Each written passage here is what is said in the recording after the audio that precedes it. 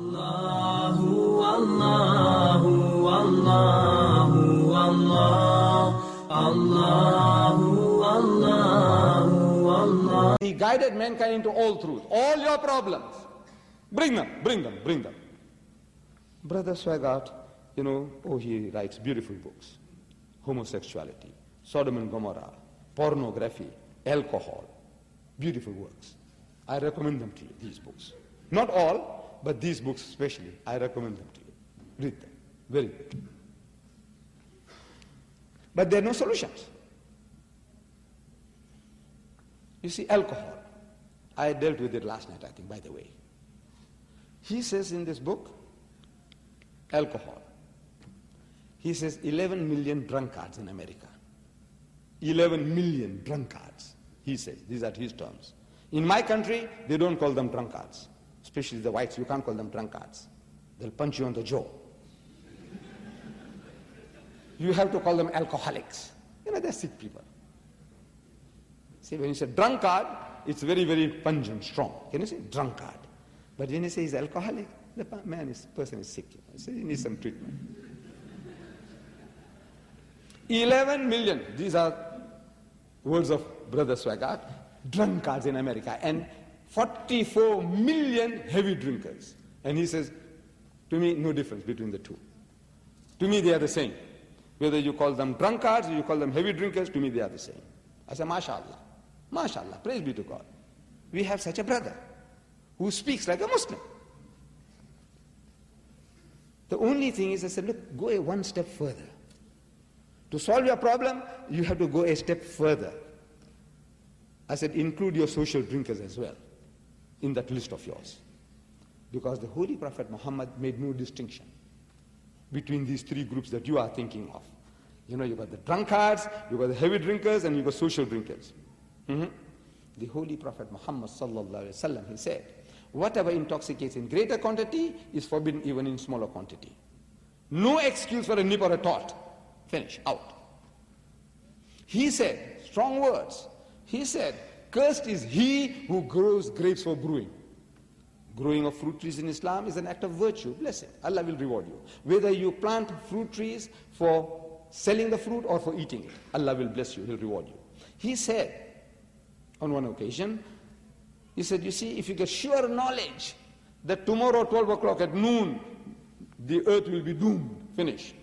It's coming to an end. Yawm al-Qiyamah will set in, 12 o'clock tomorrow. And you were supposed to plant a fruit tree today. So what must you do? It will take 7 years for it to bear fruit. 7 years. He says, plant the tree. Allah will reward you.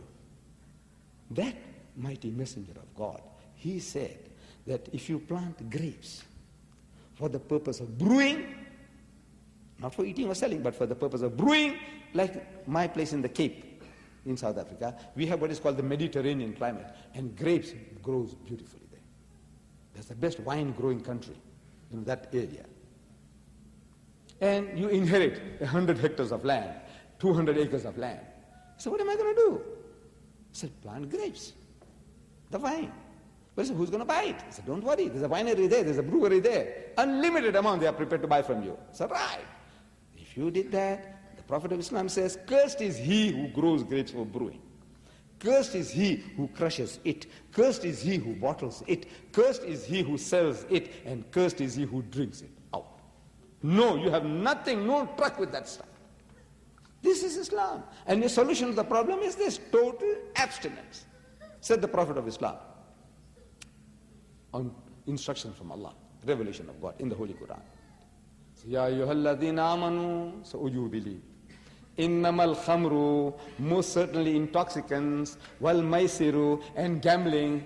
In his book, one of the books says, the American public is spending $54 billion a year on gambling. Squandering. 54 billion. And gambling. Wal ansabu, and fortune telling. Wal azlamu, and idol worship. Rizm min amali shaitan, are an abomination of Satan's handiwork. Fajtanibuhu la'allakum tuflihun. So shun such abomination that you may prosper. And wine barrels were emptied in the streets of Medina, never to be refilled. This one verse has created the biggest society of teetotalers in the world, people who don't imbibe alcohol. Biggest society in the world. One word, one expression. Brother Swagard is talking about, he says, you got to threaten the Muslims, chopping off his head, or chopping off his hands. Therefore, they don't drink. The person does not drink because he fears his hand will be cut off, or his toes, or his nose, or whatever. Is that the reason? I want to know, you in America, the Muslims. I know we have black sheep amongst us, like any community has. We all have. You can't say we are all angels. But what percentage of Muslims they imbibe alcohol? In India, Pakistan, South Africa, my community, I'm boasting in my country. Perhaps it applies everywhere where the Muslims live. I said, we Muslims have the lowest alcoholic consumption in the country. We have the lowest gambling rate in the country. We have the lowest prison rate in the country. We have the lowest divorce rate in the country. We have the lowest suicide rate in the country. And we have the highest charity rate in the country. That's what Islam has done for us. لَعَلَّهُمْ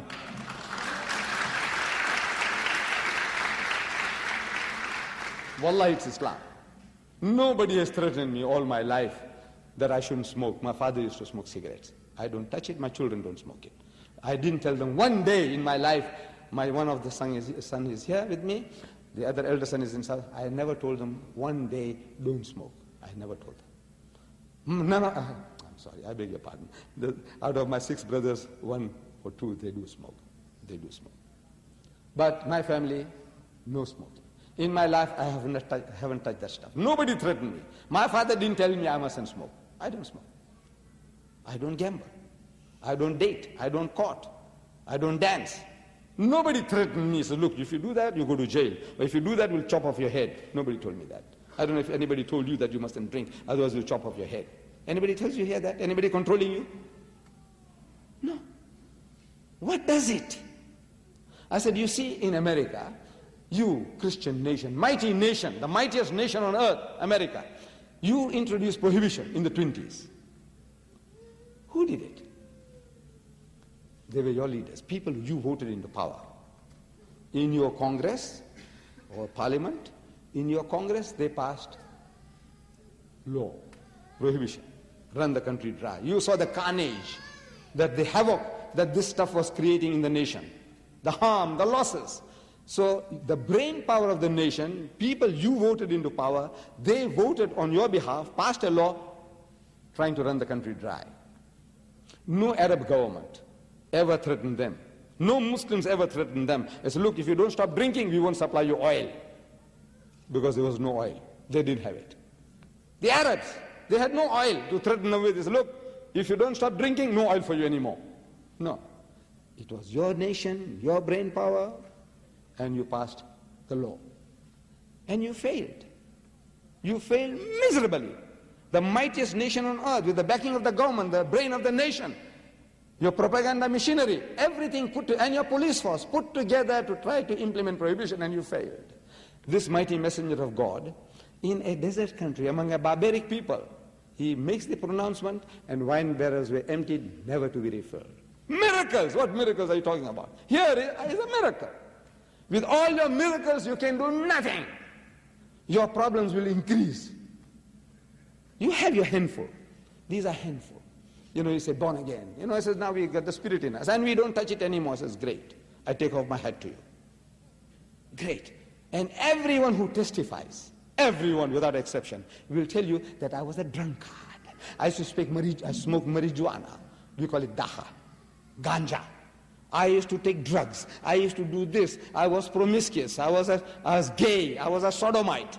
But now I don't do those things anymore. I say, congratulations to you. Congratulations. But I said, you see, something took you out of the mire, out of the dirt, out of the filth. Congratulations to you. But I said, but the system that stops you from falling into the mire is a better system any day. Prevention is always better than cure.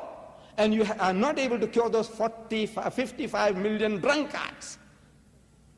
With all your Holy Ghost and all your lecturing and moving people, to queue up by the thousands, you will not be able to solve the problem. The answer is total abstinence. And the only religion on the face of the earth which says don't touch that stuff is Islam.